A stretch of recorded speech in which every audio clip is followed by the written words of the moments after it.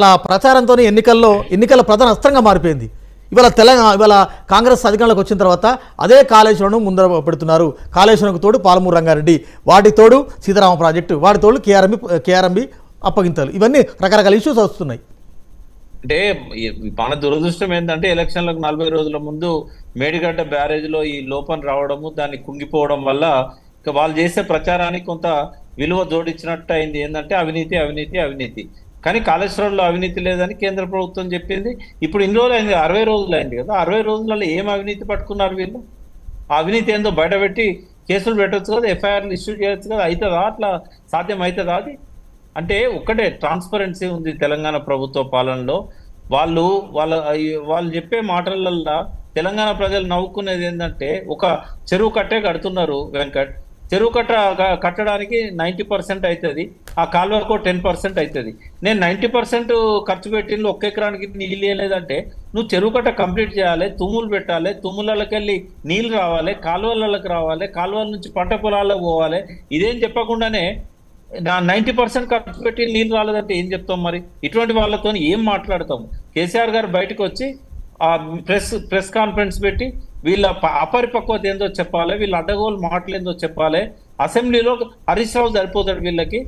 ఇంకోటి ఏంటంటే, తెలంగాణ ప్రజల ముందు చేసిన అభివృద్ధి ఉంది.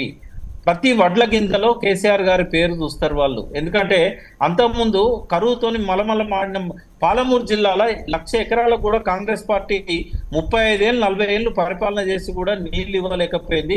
వలసలకు కారణం, ఆకలి చావులకు కారణం, ఆత్మహత్యలకు కారణం. ఈ 9.5 ఏళ్లలో వలసలు రివర్స్ అయినాయి. ఎక్కడెక్కడో ఉన్న వాళ్ళంతా మహబూబ్నగర్కి వచ్చిండు. 11 లక్షల ఎకరాలకు నీళ్ళు ఇచ్చారు. నీళ్లు ఎండాకాలంలో కూడా అలుగు దునికినాయంటే కేసీఆర్ గారి విజ్ఞతతోనే జరిగింది. అది ఆయన పరిజ్ఞానంతోనే జరిగింది. ఇవాళ బోర్డులకు ప్రాజెక్టులు అప్పచెప్పినాక ఈ మిగులు జలాల మీద ఉన్న ప్రాజెక్టులకు నీళ్ళు ఎక్కడి నుంచి వస్తాయి?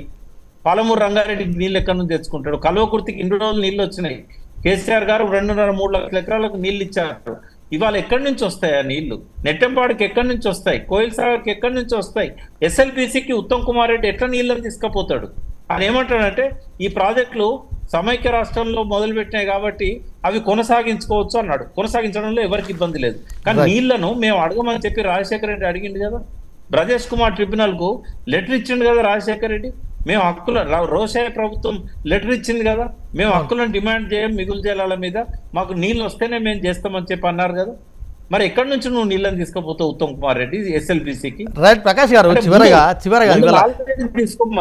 మీరు ప్రభుత్వం అభియోగాలు, ప్రభుత్వం యొక్క ఆరోపణలు మీరు చూశారు. ఇవాళ ఓవరాల్ ఒక్క మాటలో అంటే ఒక టీఆర్ఎస్ వైపు కాకుండా, కాంగ్రెస్ ఆరోపణలు కాకుండా, ఒక న్యూట్రల్ పర్సన్గా మీరు జల రంగ నిపుణులు కాబట్టి, అంటే నీటి అంశాల మీద మీకు పూర్తిస్థాయి అవగాహన ఉంది కాబట్టి మీకు అటువైపు చూశారు, ఇటువైపు చూశారు. ఓవరాల్గా మీరు ఇచ్చే కంక్లూడ్ ఏంటి? నేనేమంటున్నా అంటే, వాళ్ళకు కేసీఆర్ గారు 9.5 సంవత్సరాలు అంతకుముందు ఉద్యమ కాలంలో కూడా చాలా నాలెడ్జ్ తీసుకున్నారు. ఒక్కోసారి ఇరిగేషన్ మీద చర్చ మొదలైతే తెల్లారంగా 4ంటికి అయిపోయేది.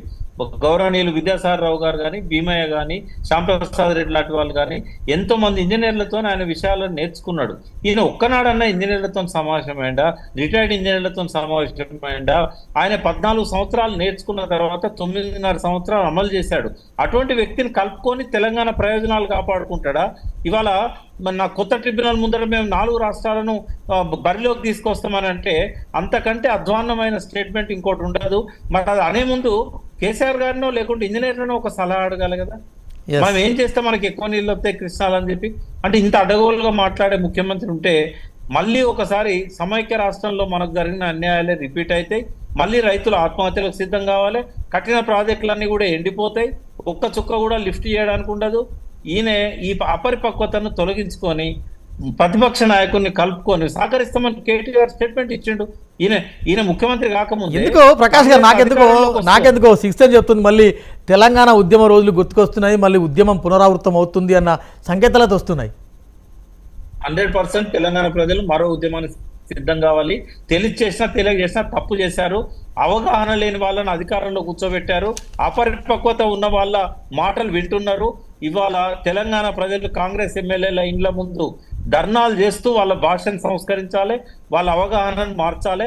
వాళ్ళు తెలంగాణ ప్రయోజనాలను కాపాడుకోవడానికి ఒకే మాట ప్రతిపక్షము అధికార పక్షం ఒకే మాట వినిపించాలి. రాజేష్ కుమార్ ట్రిబ్యునల్ దగ్గర ఒకే వాదన వినిపించాలి.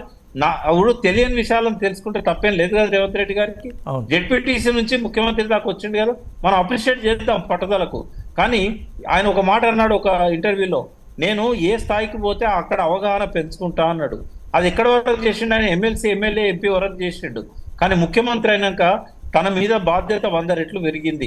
ఇష్టం వచ్చినట్టు నోటి దుల తీర్చుకోవడానికి ముఖ్యమంత్రి పదవి ఇయ్యలే నీకు. నీ పదవిని, నీ హోదాను, నీ హుందాతనాన్ని పోగొట్టుకోవద్దు. తెలియకపోతే తెలుసుకోండి, ఇంజనీర్లు అడగండి, మాలాంటి వాళ్ళని పిలిపించుకోండి, మాకు చెప్పడానికి మాకు ఇబ్బంది ఏం లేదు. ఏం చేస్తే మనం తెలంగాణకు లాభమో తెలుసుకోండి. నేనే టిఆర్ఎస్ లా రాష్ట్ర నాయకుని కాదు, కేంద్ర నాయకుని కాదు, నాకు పదవే లేదు. నేనేం న్యూట్రల్ వ్యక్తిని. మరి జలవనరుల అభివృద్ధి సంస్థ చైర్మన్ గా 7 సంవత్సరాలు పనిచేసినా కదా, సలహాలు తీసుకోవచ్చు కదా. ఎస్ లేదంటే అప్పుడు జయశంకర్ గారు కానీ విద్యాసాగర్ గారిని వారు ఎవరు లేరు కదా. ఇప్పుడు తెలంగాణకు మిగిలిన ఏకైక ఒక గైడ్ అనుకోవచ్చు, లేకుంటే ఒక సాక్ష్యము మీరు ఒకరు కదా. అందుకే మిమ్మల్ని ఇవాళ లైవ్లో తీసుకోవడం జరిగింది. Right, thank you.